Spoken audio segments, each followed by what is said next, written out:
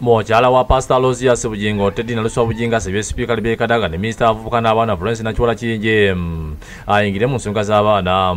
Naluswa gwe tusanze mu maka g'ekitende ku ntebe bagambye nti Bugingo byaganye okusulira abaana fees nga bwe bagenda okuzimusaba yabasindikira bakanya ne bakuba n'okubasikamula okufuluma mu fees ye.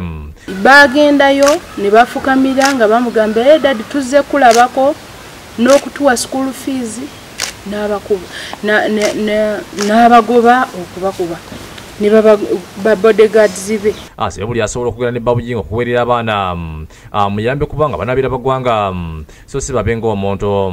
Naluswa agambye nti yagezaako okuyisa abaloyo okuyita Bugingo okwogera ku nsonga za bonna yagaana ne bamulagira okussayo omusango kubanga abadde yagaana emirundi ebiri ogenda ku kooti nga tutaddeemu musango okutuuza n'agaana ogenda emirundi ebiri paka omulamuzi we yagamba muteekemu omusango kubanga kati sikyalina kyakukola kirala. Agambye nti yateekayo omusango gwe nga 3 omwezi guno wabula gwakulira nga olumu omwezi gw'ekumi kyokka abaana batandika dde okusoma kuba ba yunivasite.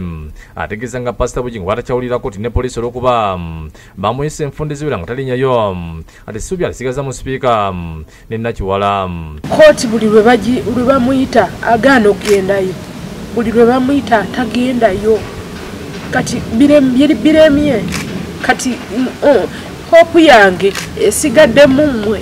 Ono atusina okukaaba olw'obulumi abaana be bayitamu olw'okuba tebakyagala kufuluma mu nnyumba nga n'olwose balemererwa okulya.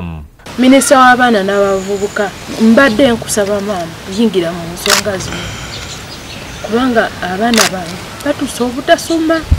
Oli omu abadde abuzaayo omwaka gumu gwokka, ono omulala yayingidde buyingizi sekendiya, omwana ow'okusatu ali mu baby class.